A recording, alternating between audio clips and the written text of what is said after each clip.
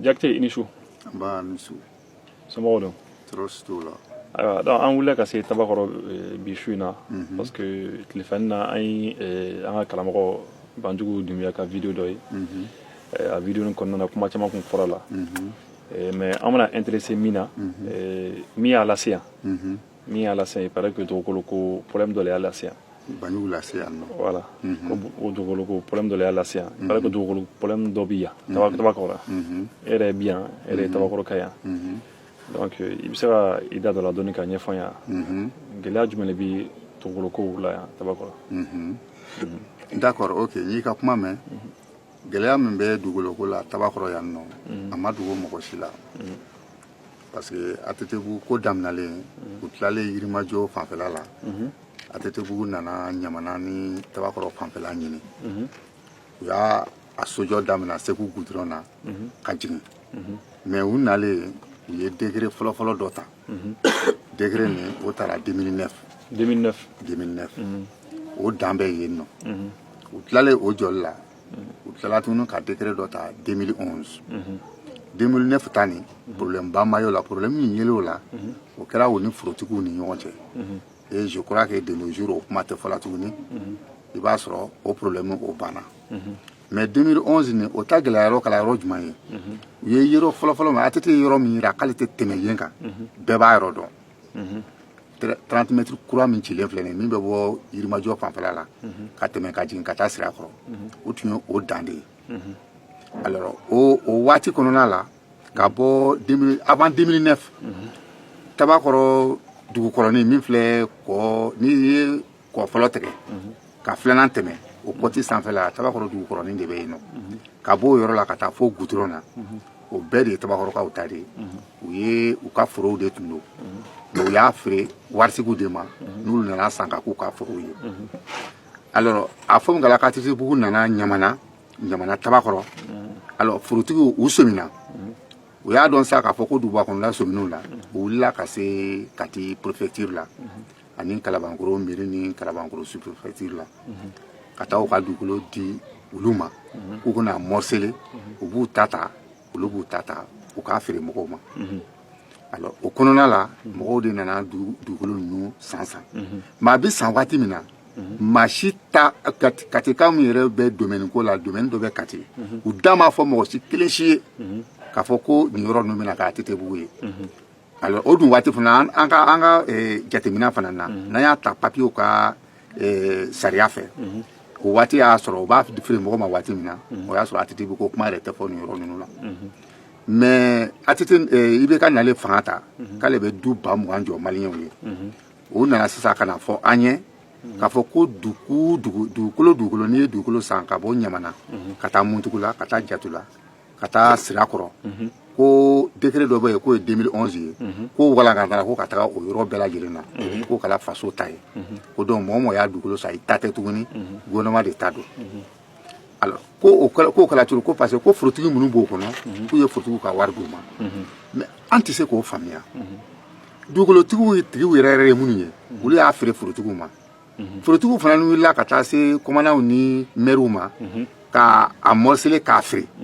anw ma a papier bɛ an bolo an b'a suɲa sani an b'a san an taara contrôle kɛ a fɔra ko papier ka ɲi ko mɔgɔ si ka yɔrɔ t'a kan mais a kɛ sa ko gouvernement préfet jumɛn don préfet minnu don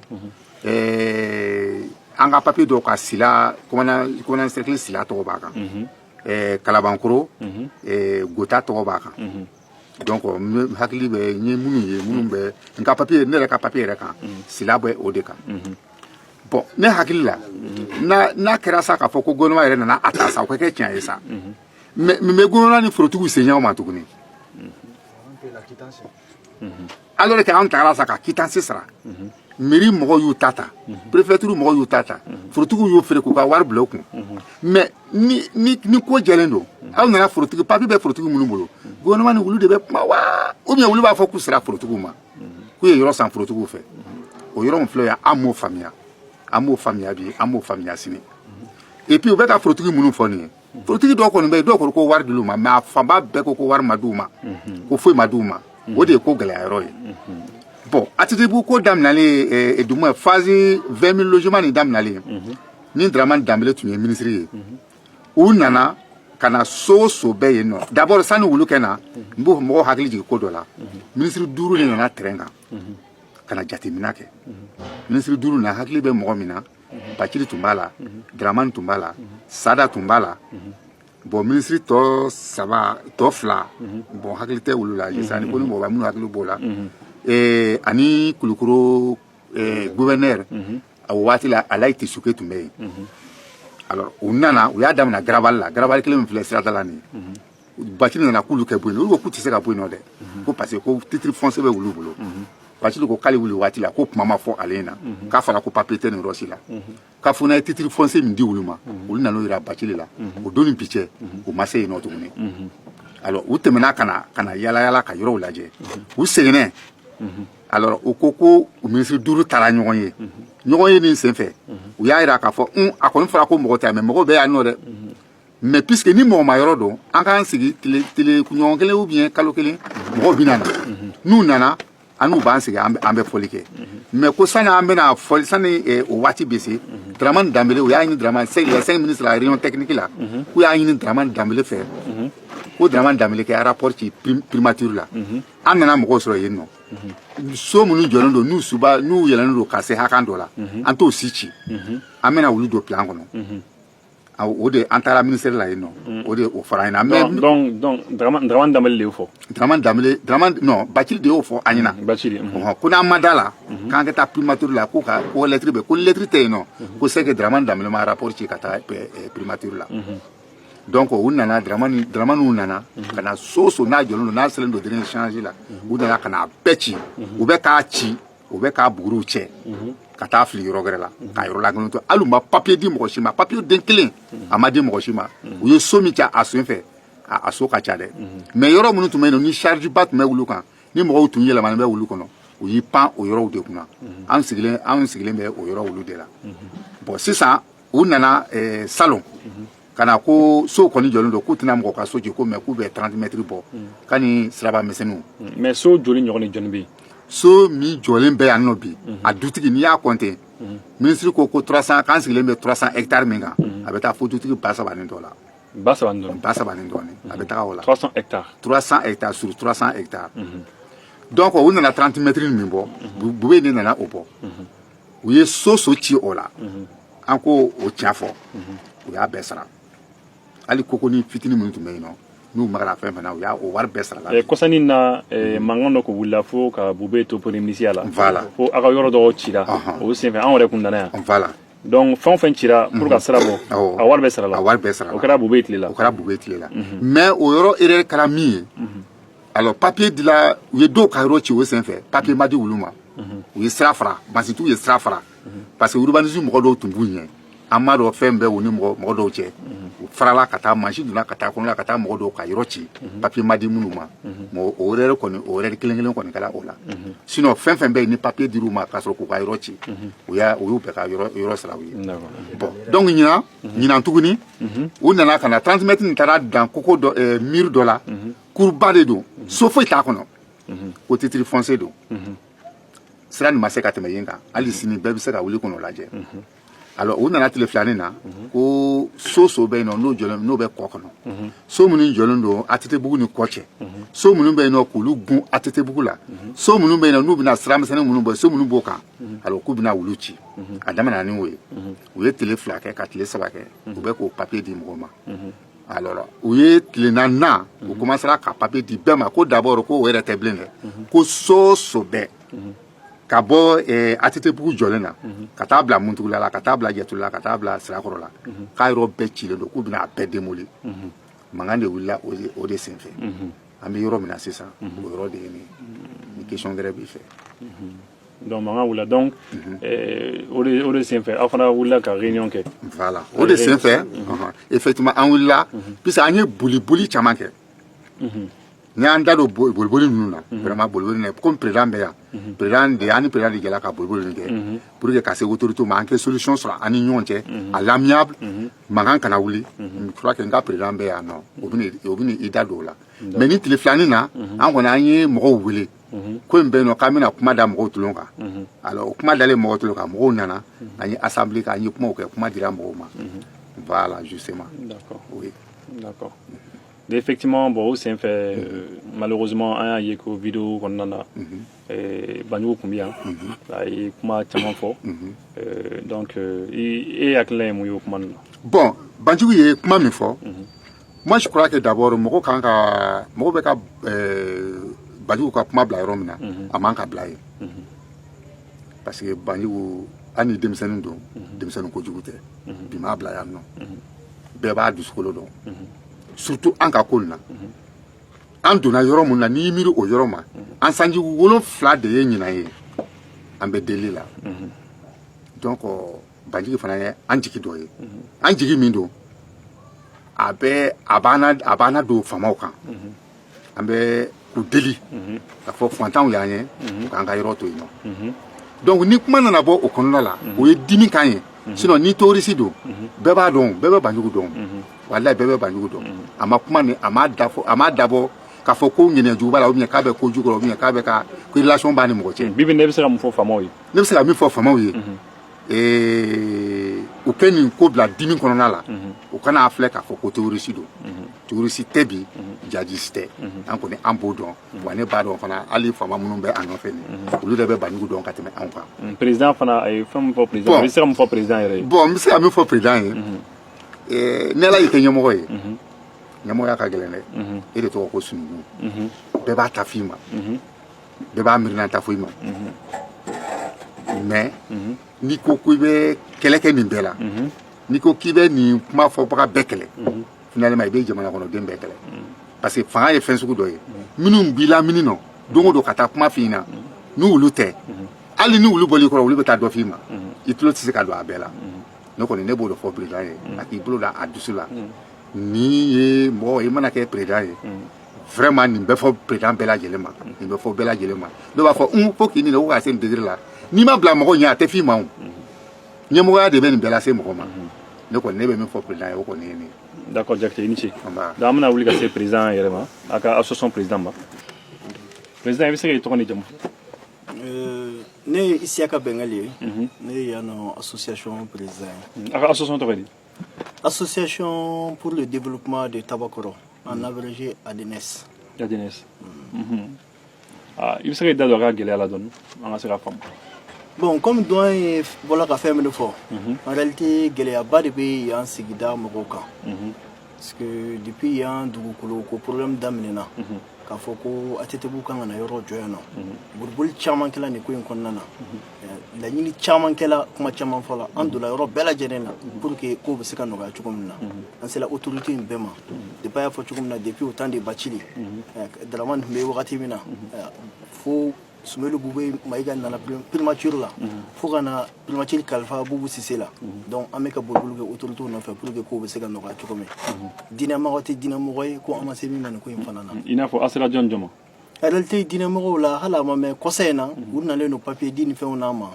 an ye an ka délégation yɛrɛ bila ka se Sherif Madani Usman Madani Hayidara ma nin kɛnɛ in kan an bɛ se k'a fo a ye belebeleba caman kɛ a ye baara caman kɛ nin ko in na an b'a ka foli yira nin kuma in kɔnɔna na vraiment a y'an dɛmɛ Ala de b'a sara halisa an bɛ continuer a ka se k'an dɛmɛ cogo min na inchallah d'accord mais aw ka papier minnu bɛ aw bolo sisan o papier ni aw yɛrɛ hakili la k'a papier ka ɲi bon en réalité an b'a fɔ ko a papier ka ɲi parce que autorité dɔw de papier ninnu di anw ma voilà donc papier ninnu dila anw ma jamana yɛrɛ de fɛ donc ni papier dil'i ma i bɛ se o mɔgɔw de ma sinon jamana yɛrɛ ka lasigidenw de ma u bɛ se k'a lajɛ n'a sɔrɔ a ka ɲi cogo min na ou bien n'a ma ɲi nɔ donc an selen olu bɛɛ ma u y'a vérifier k'a fɔ an ye ko papier ka ɲi o de fana to an sera ka yɔrɔw san donc ka sɔrɔ ka baara kɛ yɔrɔ la ka sigi o position kɔnɔna na donc kɔfɛ a tilara k'a fɔ ye ko gɛlɛya bɛ papier ko in na voilà kɔfɛ a fɔla n ye ko gɛlɛya bɛ papier ko la donc an seginna ka s'o ma komi a fɔla ko gɛlɛya bɛ nin papier ko in na komi jamana yɛrɛ ka lasigidenw dɔw de ye papier ninnu di an ma an bɛ se k'a lajɛ cogo min na a ko bɛ se ka nɔgɔya walasa gɛlɛya kana bɔ a ko kɔnɔna na mais a ser'o ma u ye mun fɔ ye bon an sel'u ma u y'a fɔ an ye ko u y'a mɛn ko tiɲɛ yɛrɛ la ko papier ninnu ko minnu papier ninnu d'anw ma k'u jo t'a la k'u tun man ka papier di anw ma ko mais ko a bɛ se ka lajɛ a ko bɛ se ka dilan cogo min na donc u y'o kuma ninnu fɔ an ye k'u kɔni bɛna lajɛ a bɛ se ka dilan position min na pour que a bɛ dilan o position na o kumakanw kɔni kun fɔla ɲɛna nin yɔrɔ ninnu bɛɛ la mais aw kɛtɔla ka terrain ninnu san aw kun t'a dɔn ko gɛlɛya kun b'a la dɛ aw si kun t'o dɔn o ɲininkali kɔni n t'a dɔn n bɛna min fɔ o la mɔgɔ si tɛ kala ye k'i ɲɛ turu a la n'i b'a dɔn ko gɛlɛya b'a la i tɛ sɔn ka taa i kun don o kɔnɔ an bɛ yɔrɔ min na bi ko gɛlɛya b'a la hali an ye dépense ni fɛn minnu kɛ ko a bɛ position modèle dɔ la ko an b'a dɔn ko an bɛ se ka bɔ position dɔw la an b'a ɲini ka bɔ de mɔgɔ si ka laɲini tɛ gɛlɛya ye i ka laɲini i bɛ se ka bɔ gɛlɛya kɔnɔ cogo min de la voilà ni an b'a dɔn gɛlɛya b'a la an tɛ don a la mais gɛlɛya de nana sɔrɔ an kɔnɔna na o ye ala ka latigɛ ye donc a bɛ dilan cogo min na an bɛ ala deli a bɛ se ka dilan o position de la walasa kɛlɛ kana bɔ a la wɔyɔ kana bɔ a la mais aw kun bɛ fɛ a ka dilan cogo jumɛn sisan bon proposition technique caman bɛ se ka kɛ nin ko in kɔnɔna na komi doyen y'a fɔ cogo min Bathily ka mais fɛngɛ la wagati gouvernement na wagati min na ale tun ye proposition dɔw kɛ an ye olu fana bɛɛ tun ye stratégie dɔw ye a ko bɛ se ka nɔgɔya cogo min na bon hali nin wagati in na an ye boliboli minnu kɛ an correspondance minnu bila ka se ninnu yɛrɛ ma mɔgɔ minnu bɛ gouvernement kɔnɔ nin wagati in na an y'a fɔ jo tɛ jamana kɔnɔden ale ni gouvernement cɛ ka se degré dɔ la tiɲɛ don gouvernement tɛ ye dugukolo ye anw fana jamana kɔnɔden dɔ de ye ni a ma ɲɛ k'a fɔ ko u bɛ fɛ ka yɔrɔ de jɔ ko ka kɛ siso ye donc anw bɛ yan sisow bɛ anw bolo an ka lajɛ a bɛ dilan cogo min na ni aw an ka papier ma ɲi ko papier ma di anw ma k'a ma di ni sariya ye donc an b'a lajɛ mun b'a to papier ninnu bɛ se ka sɔrɔ ou soit disposition jumɛn bɛ se ka ta pour que a bɛ se ka kɛ sariya kɔnɔ cogo min na n'a ma ɲɛ papier wɛrɛ de bɛ di anw ma mais an ye baara minnu kɛ an ka yɔrɔ la an ka yɔrɔ kana ci an ka sow ka se ka to an bolo jɔn kelen de ka papier bɛ e bolo Goïta de ka papier bɛ ne bolo mais ni Goïta yɛrɛ ye ɲɔgɔn ye kɔfɛ en réalité ni Goïta ma ɲɔgɔn ye nin ko in na an n'a ma ɲɔgɔn ye ko la donc an nana ye par la suite parce que u ye nali ko caman kɛ k'u b'a ka yɔrɔ ci dɔw ka yɔrɔ cira parce que ne bɛ na yan tuma min na depuis 2015 ne bɛ na tuma min na parce que ne bɛ nin dossier nin kan kɛ kabini 2015 a ka jama kun ka ca kosɛbɛ mais kɔfɛ ne ni dɔw ye ɲɔgɔn ye dugu kɔnɔna na u ko n ma k'olu ta cira ka ban o kɛra n'est-ce pas mɔgɔw tun b'aw cɛla minnu ka yɔrɔ cira ka ban olu yɛrɛ y'u sen bɔ kɛlɛ la n'est-ce pas effectivement komi an y'a fɔ kuma kɔnɔna la cogo min na a sela wagati la u nana u bɛ dɔw ka yɔrɔ jɔlen fo ka se niveau dɔ la u b'a ci machine bɛn b'u nɔfɛ u bɛ agent fila bila u nɔfɛ donc u b'a ci u b'a bɔgɔ ta k'a kɛ bɛnni kɔnɔ ka taa fili yɔrɔ jan ka continuer u ye mɔgɔ caman ka yɔrɔ ci o position na a ma kɛ sariya fosi kɔnɔ a ma kɛ ordre fosi kɔnɔ donc agent kɔni b'u nɔfɛ dɔrɔn u bɛ na dɔrɔn u bɛ yɔrɔ ci ala an bɛ nɔ in an bɛ yɔrɔ min na sisan dɔw bɛ to k'an wele k'a fɔ k'olu ka yɔrɔ ci la ko k'u bɛ position jumɛn na ko sira bɔla kan ou bien k'u ka yɔrɔ ci la ko ou bien ko jamana ye disposition jumɛn ta de fait que olu ka yɔrɔ ci la jamana ye disposition jumɛn ta u bɛ se k'olu indemniser cogo min a ko an kɔni bɛ ka boliboliw kɛ pour le moment an bɛ phase min na minnu bɛ yen nɔ olu bɛ se ka sauver cogo min na walasa mɔgɔw ka yɔrɔ kana se ka ci an bɛ ka kɛlɛ kɛ o ko bɛ se ka nɔgɔya cogo min na an ka laɲini y'o yɔrɔ de ye nin wagati in na an ka nin émission an tun bɛ k'a labɛn tuma min na an ye ɲininkali caman kɛ ka enquête damadɔni kɛ an y'a mɛn ko a ka yan yɔrɔ kelen la ko député dɔw fana ka yɔrɔ bɛ yen i b'o kalama oui député y'u ka yɔrɔ bɛ yen nɔ n'i bɔra Segu goudron na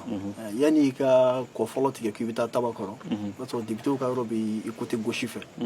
voilà député ka yɔrɔ jɔlen de yen nɔ donc a kɔni ma ban fɔlɔ mais yɔrɔ dɔw banna je crois que député dɔw yɛlɛmani don a kɔnɔ voilà mais a yɔrɔ ma ban fɔlɔ a baara kun jɔla an ɲɛ b'a la mais damadamani finalisé la nin wagati in na mɔgɔ dɔw bɛ olu kɔnɔ mais halisa a baaraw ma ban fɔlɔ mais olu fana y'u ka yɔrɔ sɔrɔ cogo min na an ye ministre Mohamed Dabi Bathily ɲininka parce que ale de tun bɛ a waati la ale fana ko ko olu fana y'u ka yɔrɔ sɔrɔ cogo min na ani aw ta cogoya bɛɛ lajɛlen kelen ko ka d'a kan ko yɔrɔ bɛɛ kun sigira ka di jamana ma ko bɛɛ lajɛlen kun exproprié la dugukolo kun minɛna jamana fɛ ka mɔgɔw sara ka dugutigiw sara donc mais ko olu y'u ta sɔrɔ cogo min na ko a fana ta sɔrɔ ten est ce que b'o kalama bon ni ministre kumana ka ban ni nana fɔ ko n bɛ dɔ fɔ o ko kɔfɛ n ta bɛna kɛ hakilina fɔ ye d'autant plus que ministre yɛrɛ ko olu y'u ta sɔrɔ position min na anw fana bɛ o position kɔnɔ ni a ma ɲɛ ko a kun fɔla ko a bɛɛ yɛlɛmana ka di jamana ma olu kɔni ka sow bɛ yen nin wagati in na jamana yɛrɛ kun ko a bɛna sisow de jɔ a kɔnɔ olu ka sow bɛ yen n'olu ka sow man ka ci k'a fɔ ko u bɛ to siso mɔgɔw bɛ si a kɔnɔ toujours et anw fana bɛ yan anw bɛ sisow de kɔnɔ donc a bɛ se ka dilan cogo min na olu ta dilanna position min na an b'a ɲini o fana fɛ u ka disposition ta an fana ta bɛ se ka dilan o condition na cogo min mais est ce que puisque député u fana ta bi yan u fana y'a sɔrɔ waati la waati min pratiquement a yɔrɔw kun minɛna ka ban jamana fɛ olu ta sera ka ɲɛnabɔ an ma se ka wuli ka se député ma k'u ɲininka u sera k'u ta dilan cogo min na n'u bɛ se ka aw dɛmɛ aw ta fana ka parce que aw bɛ sigiɲɔgɔnma de yan. Bon, effectivement, an ye wulikajɔ dɔw ka ko kɔnɔna na voilà pour que ko yɛrɛ bɛ se ka nɔgɔya a t'i n'a fɔ ko an y'a laɲini ko an ka taa député ninnu nɔfɛ kelen kelen an ye correspondance yɛrɛ cɛ k'a bila ka taga assemblée nationale la voilà donc ni an ni Isaac bɛ se ka ɲɔgɔn ye cogo min comme ça degun min bɛ an kan a bɛ se ka ɲɛfɔ cogo min u yɛrɛ bɛ se ka anw bilasira cogo min na député bulon kɔnɔ pour que u bɛ se ka an bilasira o cogo la mais en réalité u ma sin kan ye an n'u ma se ka ɲɔgɔn ye an ma se ka sigi ka kuma a ko kɔnɔna na député ta kɔni k'a fɔ k'a dilanna an tɛ se ka fɛn f'o la olu kɔni sigilen don komi dɔn y'a fɔ cogo min na kuma kɔnɔna na n'i y'a jateminɛ a bɛ k'i n'a fɔ depuis u ka décret fɔlɔ ninnu yɛrɛ de bɛ député touché n'u ye 2009 décret ye voilà mais u yɛrɛ ka ko fɔ cogo la 2011 de kan bɛ anw touché bon n'olu ta sera ka dilan an b'a ɲini u fɛ halisa u ka se ka faamuya cogo min na anw ta fana ka se ka dilan o position na. Entre temps, bon, an nana ye ko nana gɛlɛya parce que an yɛrɛ balimakɛ Banjugu parce que kuma nin ka daminɛ ka ban n'an ma kuma ale fana kan a ma nɔgɔ quoi donc an y'a ka vidéo dɔ ye réseau kan Facebook ni fɛnw sanfɛ donc malheureusement o vidéo yɛrɛ senfɛ a yɛrɛ minɛna bi e bɛ se ka mun de fɔ autorités ye. Bon ne bɛ min fɔ autorités ye en réalité nin ko in bɛɛ sɔrɔla anw de sababu la. A sɔrɔla dɛsɛbagatɔw dɛmɛni de la komi kuma kɔnɔna na an y'a fɔ cogo min na député ka ko sera ka dilan bon olu mana ni olu y'o facteur bɛɛ jateminɛ k'u bɛɛ analyser k'a ye k'a fɔ ko anw fana bɛ yan nɔ n'i y'a ye ko anw ta tɛ ka dilan u b'a bila minɛn dɔ kɔnɔ k'a fɔ ko dɛsɛbagatɔw de bɛ yen olu de tɔɲɔnnen don donc binkani de bɛ ka kɛ dɛsɛbagatɔw kan mɔgɔ caman bɛ yen n'i y'a fɔ olu ye u b'a ye i n'a fɔ binkani bɛ ka kɛ dɛsɛbagatɔw kan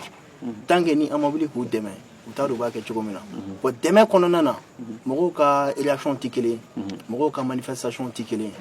o b'a sɔrɔ dɛsɛbagatɔ ni a ko k'a bɛ kɛlɛ kɛ ni a m'a fɔ k'a b'a nin di kɛlɛ kɔnɔna na o b'a sɔrɔ a b'a fɔ a bɛ kɛlɛ kɛ ni a da ye dɛsɛ kumaw bi i bɛ to o kuma kɔnɔna na kuma dɔw bɛ se ka échapper position dɔ la en réalité a nana o cadre de kɔnɔna na a nana anw dɛmɛni de kama a nana k'a b'anw dɛmɛ de ni ala y'a kɛ ni nin tɔɔrɔ in y'a sɔrɔ donc a kɛlen i n'a fɔ tɔɔrɔ y'anw bɛɛ sɔrɔ mɔgɔ min bɛ wuli k'i bɛ dɛsɛbagatɔw dɛmɛ u kungo la k'i b'u dɛmɛ u kungo la ni a ma ɲɛ tɔɔrɔ ye sɔrɔ a kɛlen i n'a fɔ tɔɔrɔ ye dɛsɛbagatɔw bɛɛ de sɔrɔ tabakɔrɔkaw dɔrɔn tɛ tɔɔrɔ ye diinɛ ɲɛmɔgɔw bɛɛ de sɔrɔ parce que diinɛ ɲɛmɔgɔ dɔ de don comme an y'a fɔ kuma kɔnɔ an tɛ sɛgɛn Seku Umaru Hayidara o min ye diinɛmɔgɔw bɛɛ la ɲɛmɔgɔ ye bi an bɛ foli d'a ma foli belebele bɛ d'a ma koyi parce que a y'an dɛmɛ nin ko in na halisa pour que a k'an dɛmɛ nin ko in na tuguni u bɛ se ka dɛmɛ min kɛ Alihaji Banjugu Dunbiya ka ko la halisa u k'o dɛmɛ kɛ parce que a bɛ ka jamanaden dɔw de dɛmɛ a bɛ ka dɛsɛbagatɔw dɔw de dɛmɛ mɔgɔ minnu bɛ ka mɔgɔw dɛmɛ u tɛ juguya ta ka mɔgɔ wɛrɛw sɛgɛrɛ u ka laɲini tɛ o ye donc vraiment an bɛ se ka bɔ tɔɔrɔ kɔnɔ cogo min na u bɛ ka an dɛmɛ position de la mais kuma kɔni kɔnɔna na kuma gɛlɛnw fɔla minnu taara fanga tɔɔrɔya la kosɛbɛ donc an b'a ɲini fanga ɲɛmɔgɔw fɛ u bɛ se k'o faamuya cogo min na u ka essayer ka faamuya ko dimi kuma de fɔla dimi kuma na tɛrɛndɛliw kɛla donc u ka essayer ka analyser k'a fɔ ko dimi kuma de don k'a bila o minɛn kɔnɔ vraiment an bɛ o laɲini de kɛ u fɛ. Ne tɔgɔ Adama Kulubali. Adama Kulubali. Ne sigiyɔrɔ bɛnnen don Tabakɔrɔ. D'accord i bɛ se ka mun de fɔ ka fara président ni Jakite kan a ka dugukolo kɔnɔ. Voilà i n'a fɔ an ka cɛkɔrɔba bɔla k'a fɔ cogo min na ni an ka président ne ta ye kuma dafa kuma ye fɛn fɛn min kɔrɔfɔ yen nɔ u bɔla ka caman ɲɛfɔ a ye i n'a fɔ kun kelen mun y'an sigi nin yɔrɔ in na an wulila ka se jamana yɛrɛ de ma bari n'i ko autorité o ye jamana ye an y'an ka yɔrɔ sɔrɔ olu de bolo an y'an ka papier san ka quittance bɔ a la yanni an b'a wariw sara an bɛ taa contrôler lajɛ yɔrɔ wɛrɛ to anw bolo ni sous-préfecture ani domaine ani mairie tɛ ni an taara ka taa lajɛ yen olu b'a fɔ k'a fɔ k'a ka ɲi n'o ko k'a ka ɲi lajɛ yɔrɔ wɛrɛ tɛ yen bilen ni olu tɛ o la an fana bɛ obligé an b'an ka wari don a da fɛ ala y'a kɛ maa maa kɔni bɛ kɛnɛ in kan bɛɛ y'i ka yɔrɔ sɔrɔ o sɔrɔ cogoya de la an y'an ka yɔrɔw jɔ ten dɔɔni dɔɔni na ka na kɛ fo ka na yɔrɔ ninnu ban ka yɛlɛma a kɔnɔ an n'an ka cɛkɔrɔbaw an n'an ka denbaya ala nana kɛ logement sociaux ko nana daminɛ logement joli daminɛ fo kana yɛlɛ anw kan 2009 degré ta la ala y'a kɛ o m'an touché 2011 ta o nana o degré ta ko 1103 hectares ala y'a kɛ o nana yɛlɛ anw kan nga a ma an ja wuli an fɛ n ko jamana ko don kuma a jirala k'a fɔ ko jamana ya dugukolo ya jamana de ta ye ni dugukolo ye jamana ta ye anw fana ye jamana kɔnɔdenw de ye o la a yɛlɛla an kan an ja ma wuli i m'a faamuya bari ni ko anw ta ye jamana ye diɲɛ ko o ko bɛɛ tɛ se ka kɛ ka jɛ ka kɛ a ɲɛma ye ala ye jamana in kalifa dɔw de ma olu bɛ ka anw dirige o la ala y'a kɛ a fɔra ko jamana ta don an ma siran o nana o ka logement jɔli daminɛ ten o y'a jɔli daminɛ an ka so minnu bɛ yen ka na kɔnse an ka sow la o b'a jɔ ka na kɛ hali mobili tɛ se ka tɛmɛ an ni ɲɔgɔn cɛ o y'an dabali ban kama o kɛla an dusukun tola ka kami kami o tɛmɛnen kɔfɛ o nana fɔ ko o bɛna sira bɔ o sira bɔ de kɛla kɛnɛ tun bɛ yen waati min na olu ma 30 mètres olu m'a bila kɛnɛ tun bɛ yen olu m'a bila anw ka so jɔlen don o ye yɔrɔ de jɔ ka na nɔrɔ an ka so la ka sɔrɔ ka 30 mètres in bɔ o sanfɛla fɛ i m'a faamuya o la i n'a fɔ président bɔra k'a fɔ cogo min na o diinɛ ɲɛmɔgɔ tɛ mali kɔnɔ kɛrɛnkɛrɛnnenya na Usmane Madani Cherif Haidara ni ala ye mali silamɛ bɛɛ nujuru don ale bolo sisan an wulila ka s'a ma ala barika la a y'an dɛmɛ a seko a n'a damajira la an ka yɔrɔ ko in na an wulila ka se ministre joli joli ma an ye papiyew ci premier ministre ma kɛrɛnkɛrɛnna Bubu Sise mun bɛ yen sisan k'a essayer président yɛrɛ bɛ se k'an kumakan lasɔrɔ cogo min na an ye papiye bila ka taa yɔrɔ caman na an kɔni bɛ deli surunali don an bɛ se ka to an sigiyɔrɔ la cogoya mun na mais olu bɛ ka mun de fɔ ye o b'a ka mun fɔ ko dugukolo ya jamana ta ye i m'a faamuya anw ko bien vrai que dugukolo jamana ta don i n'a fɔ n ka kuma kɔnɔna na n y'a fɔ anw fana ye jamana kɔnɔdenw ye a bɛna jɔ a tɛna kɛ dɔgɔtɔrɔso ye a tɛna kɛ jamana ka nafa sɔrɔ sira bɔda ye fo a bɛna jɔ ka kɛ du de ye ka di jamana kɔnɔden dɔw ma an fana ko n'a bɛna jɔ ka kɛ du ye ka di jamana kɔnɔden dɔw ma ala barika la anw fana sela ka o sɔrɔ ka jɔ an yɛrɛ ye ni anw y'a sɔrɔ aw ka autorité dɔ bolo ala barika la tɔɔrɔ man ko anw sɔrɔ bilen a ka di a ye anw ye a bɛ ɲɛ cogoya mun na an ka taa o sira fɛ mais ne ye min mɛn ne kɛtɔla ka émission préparation kɛ ne y'a mɛn de ko minnu ye dugukolo feere aw ma n'o ye jamana lasigidenw ye k'u ye dugukolo min feere ma k'u kun man ka feere aw ma ko ka d'a kan ko dugukolo kun sanna ka ban jamana fɛ yaasa ka ATBO dilan a kan e m'o mɛn yan ne y'o mɛn nka anw tɛ se ka anw yɛrɛ jalaki o la o bɛ olu yɛrɛ de ni ɲɔgɔn cɛ anw tɛ aw kalama k'a fɔ ko jamana de ta ye dugukolo ye ko jamana y'a san k'a bila a yɛrɛ de ɲɛ ne t'a dɔn jamana bɛ se ka dugukolo san k'a bila a yɛrɛ ɲɛ jamana ka autorité dɔ ka tila ka o jamana ka o dugukolo kelen ta k'o feere o jamana kɔnɔ den kelen ma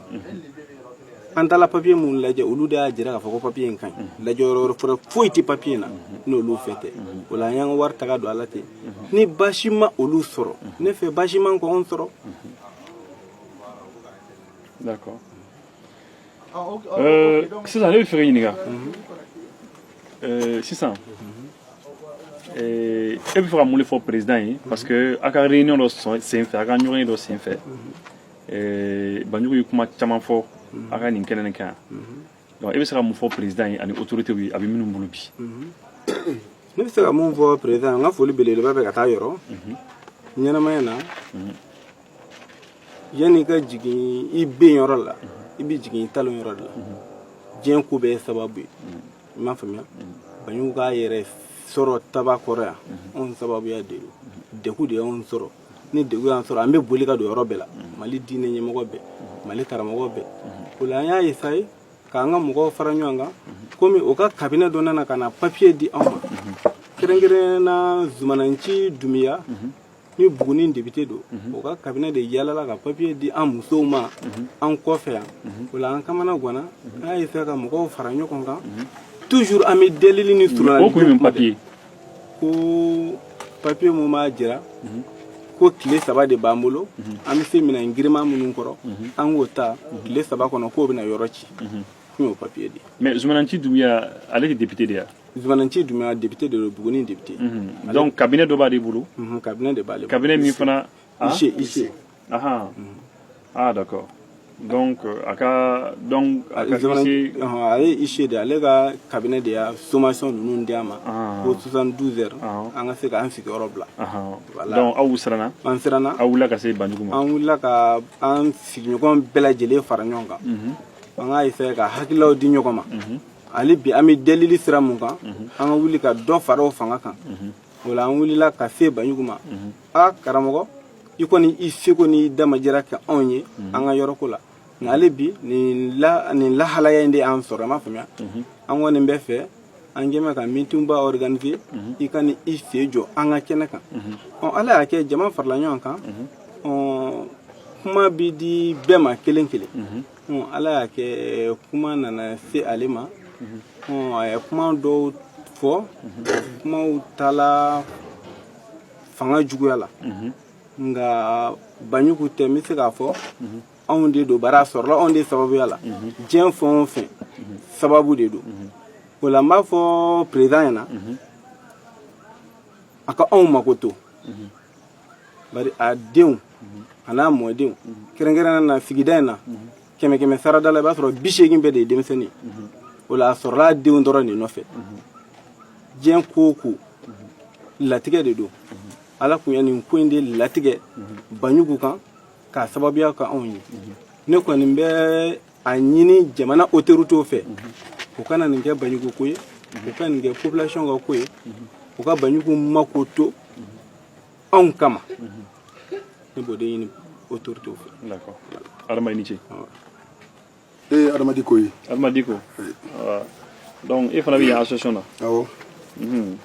i fana bɛ Tabakɔrɔ yan. n ka yɔrɔ bɛ Tabakɔrɔ n yɛrɛ bɛ yan n yɛlɛmani na muso ni ɲɔgɔn bɛɛ bɛ yan. i so jɔ a mɛnna. a mɛnna ne yɛrɛ bɛ yan a bɛ san 6 bɔ bi. san 6. a ka ɲɔgɔn ye ni sen fɛ o don ko kuma caman fɔra Banjugu ye kuma caman fɔ. donc bi e bɛ se ka mun de fɔ parce que mɔgɔ caman jigira la maliyɛn caman jigira la donc e bɛ se ka mun de fɔ an ka faamaw ye minnu y'a minɛ bi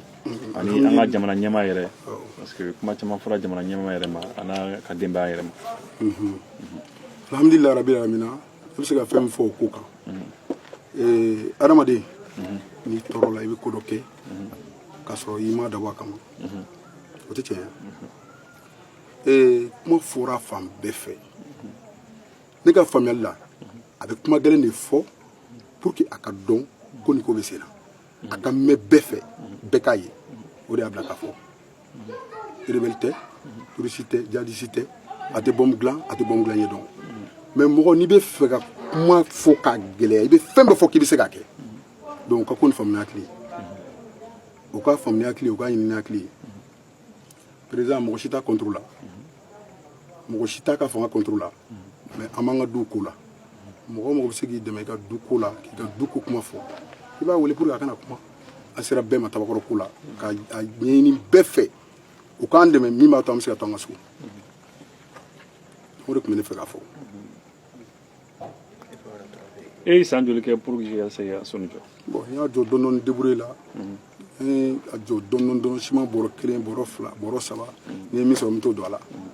donc alhamdulilayi ala ye n dɛmɛ n sera k'a laban pour que ka yɛlɛma a kɔnɔ. jɔn kelen faama jumɛn ka papier bɛ tɔgɔ bɛ i ka papier kan. bon Goyita ka tɔgɔ de bɛ ne ka papier kan. Goyita kalaba e ka yɔrɔ san ni Goyita de ye. awɔ. i n'a yɛrɛ ye ɲɔgɔn ye nin kɔfɛ wa. non papier kɔni n'a ma ɲɔgɔn ye mais an kɔni taara contrôle kɛ fɛn na quittance yɛrɛ bɛ dira an ma enregistrement ni fɛn ninnu bɛɛ kɛra yen. awɔ. a y'a bɛɛ sɛgɛsɛgɛ. propre papier b'an bolo so kɔnɔ. awɔ. ne balimakɛ i ni ce. n b'aw yɛrɛ fo. inchallah. an sera aw ma parce que Tabakɔrɔ a ko wulila tuguni a t'u bolo ko nin wulila tuguni. kosɛbɛ. e bɛ se ka mun de fɔ an ye situation kan. an tɛ hakilina la. ne kɔni bɛ kabi 2015 Aterebugu ko manga wulila wagati min na anw y'a ɲini ka se dugukolotigiw ma n'o ye ministre des domaines de l'État ani ministre de l'élevage et de l'habitat ala nana an gɛrɛsɛgɛ don bacili la a ko a ma k'an ka taa a ka so anw mɔgɔ 15 de taara bacili fɛ o don kama a ko a ma an bɛ dugukolo min kan faso t'a don ko parce que faso ye papier bɔ ko k'a kɛ d'utilité publique ne ko a ma n ko an tun tɛ se k'o dɔn ka dugukolo san n'a y'a sɔrɔ an tun y'a dɔn an t'a san o n ko mɔgɔ tɛ kala ye k'i ɲɛ turu a la ko mɛ anw nana ma a k'an bilasira parce que ale de ye dugukolotigi ye a ko jamana t'a don an fana ye jamanadenw dɔ ye k'u bɛna logement sociaux jɔ a kan an b'olu ka baara de kɛ k'a kɛ n'a bɛ ka so jɔ ka siyɔrɔ di mɔgɔ ma ni min sera ka kɔlɔbɛ kɛ ka do jɔ a yɛrɛ ye yɔrɔ a y'aw ka baara de kɛ a ko sisan cɛkɔrɔba sisan n bɛ n'i ɲininka ne ka foro ale yɛrɛ ka foro ni ne taara e wulila sisan ka taa so jɔ ne ka foro la ni ne mago jɔra n ka foro la n bɛ mun kɛ ne ko i b'a ci kɛ ayiwa ko an nana baga dugukolo ma parce que a y'an ɲininka ko jɔnni ka papier b'an bolo an ko Ibrahima Koyita ka papier b'an bolo Kati préfet ka papier b'an bolo Kalabankɔrɔ mairie sous-préfet o ka papier b'an bolo Kalabankɔrɔ mairie o ka papier b'an bolo a ko o si man ɲi n ko wa n'o si man ɲi anw nana i ma i ka anw dɛmɛ a don kama a fitinina a ko a tɛ se k'an dɛmɛ ne ko nka e bɛ se k'an dɛmɛ n ko i b'an bilasira n'an bɛ se ka bɔ sira min fɛ ayiwa kuma falen kɔnɔna na a nana yira n na a bɛ se k'an dɛmɛ kelen pe la an ka wuli sisan an ka papier dɔw fara ɲɔgɔn kan minnu ye papiers d'an ma an ka dossier dɔw fara ɲɔgɔn kan an ka plainte kɛ olu kan sous-préfet o i préfet o i maire o an ka fɛngɛ an ka déposer an ka taa copie kelen d'a ma an y'o kɛ wa a nana wuli a kiri la m'a dɔn a kiri nana don ani jo wɛrɛ cɛ ayiwa labanna min ma mɔgɔ caman b'o kalama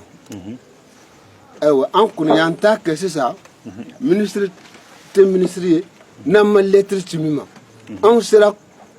Assemblée nationale la an sera médiateur de la République fɛ an sera conseil économique et social an ka lettre sera ninnu bɛɛ ma voilà ka lettre ci Assemblée la ka lettre ci primature la ani ministre de l'urbanisme de l'habitat tout u bɛ mun fɔ an ye ayiwa an bɛna aw wele an bɛna sigi ka kuma an bɛ o sigi de la an ma wele maintenant bɛ an ɲɛ b'u ka mɔgɔ la an ka terrain kɔnɔ donc an ka yɔrɔ kɛra batiment sira de ye